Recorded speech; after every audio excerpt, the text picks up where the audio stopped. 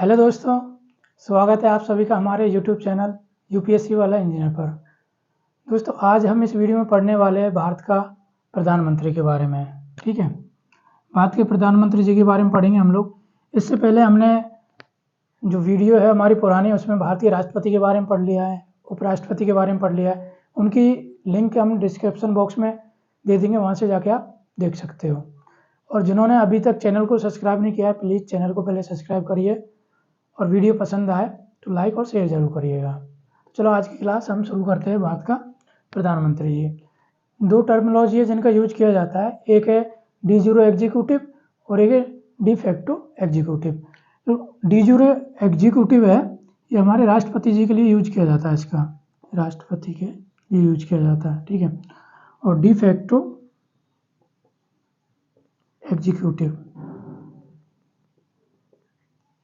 ये प्रधानमंत्री जी के लिए यूज किया जाता है।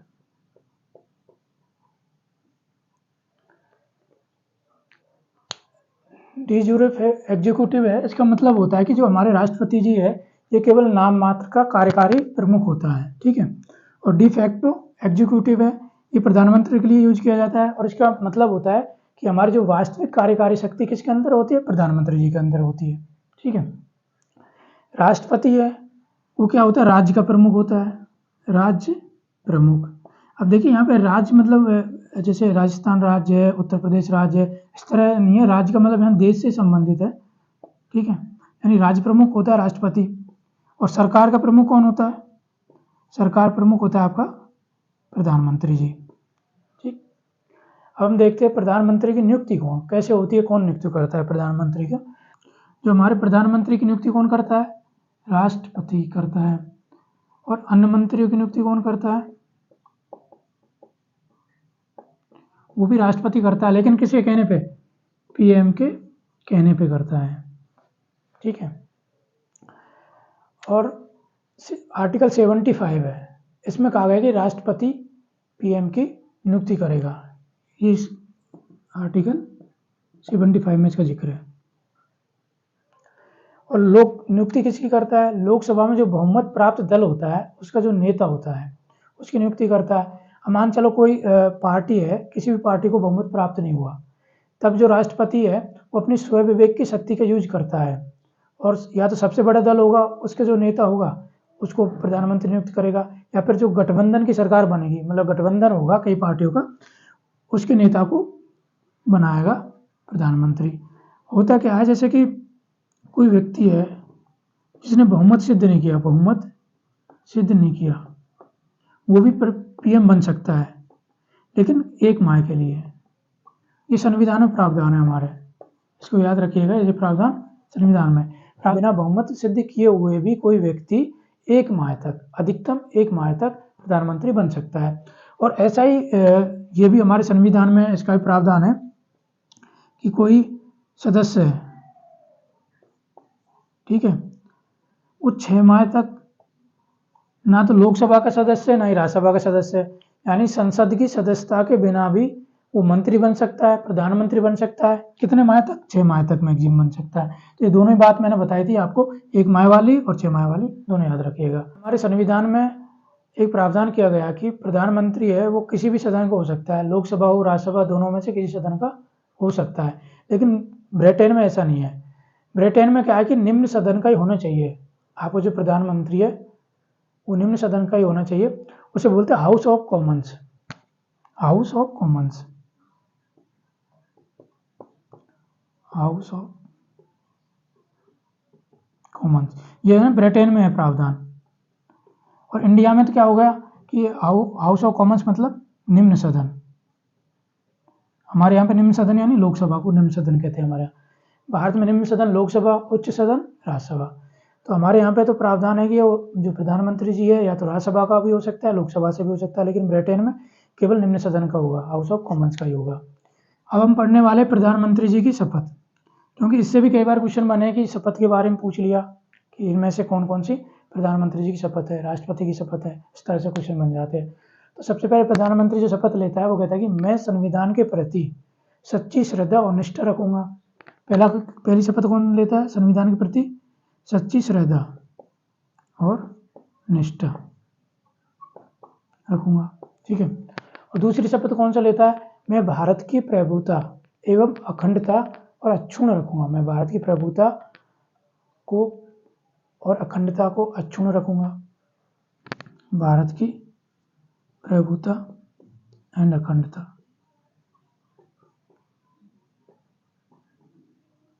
मैं भारत की प्रभुता अखंडता को अक्षुण्ण रखूँगा, दूसरी शपथ ये लेता है, ठीक है। उसके बाद लेता है मैं श्रद्धापूर्वक एवं शुद्ध अंतःकरण से अपने पद के दायित्वों का निर्वहन करूँगा, यहाँ भी वो श्रद्धापूर्वक और शुद्ध अंतःकरण से, श्रद्धापूर्वक एंड शुद्ध अंतःकरण, शुद्ध अंतःकरण से अपने कर्तव्यों का निर्वहन करूँगा, ठीक है। और मैं भय, पक्षपात, अनुराग या द्वेष के बिना सभी प्रकार के लोगों के प्रति संविधान एवं विधि के अनुसार न्याय करूँगा। ये प्रधानमंत्री जी की शपथ है। हम देखते हैं प्रधानमंत्री जी के कार्य और शक्तियाँ। कार्य में क्या होता है कि जितने भी जो राष्ट्रपति डिसीजन लेता है वो मंत्री परिषद या मंत्रिमंडल की सलाह के अनुसार ही लेता है, और जो उसको आदेश देता है या फिर उसको सूचना देता है वो कौन देता है, हमारा प्रधानमंत्री देता है। तो प्रधानमंत्री की कार्य एंड शक्तियाँ।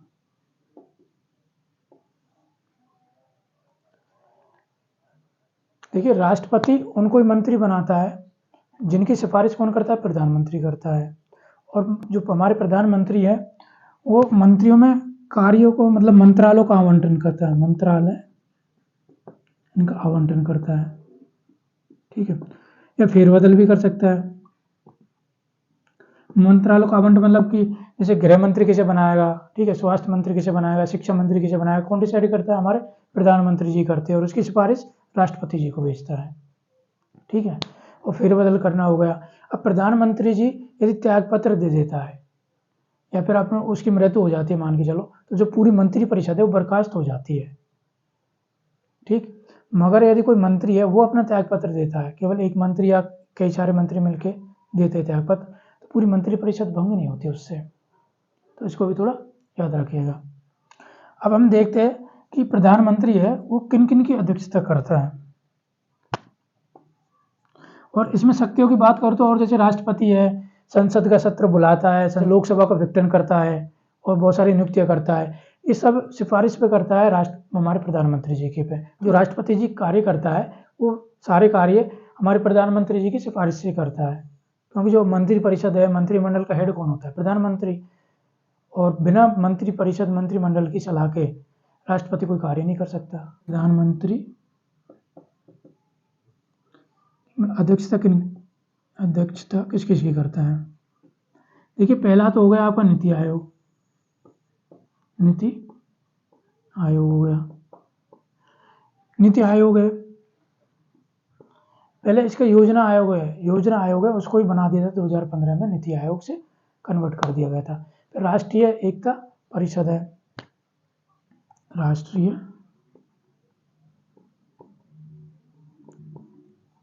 एकता परिषद। बाद देखेंगे अंतर्राज्यीय परिषद। चौथा हो जाएगा राष्ट्रीय जल संसाधन परिषद, राष्ट्रीय जल संसाधन परिषद। इनकी भी अध्यक्षता कौन करता है, भारत का प्रधानमंत्री करता है। डॉक्टर भीमराव अंबेडकर ने, जो अमेरिका के राष्ट्रपति होता है, उसकी तुलना भारत के प्रधानमंत्री से की, किस मामले में, शक्ति के मामले में, कि जो यदि उन्होंने कहा अमेरिका के राष्ट्रपति से भारत में किसी की तुलना करनी होगी तो राष्ट्रपति न होगा, प्रधानमंत्री होगा। भारत का प्रधानमंत्री है, इनको लॉर्ड मार्ले ने समान के बीच प्रथम कहा था, ठीक है। और सर विलियम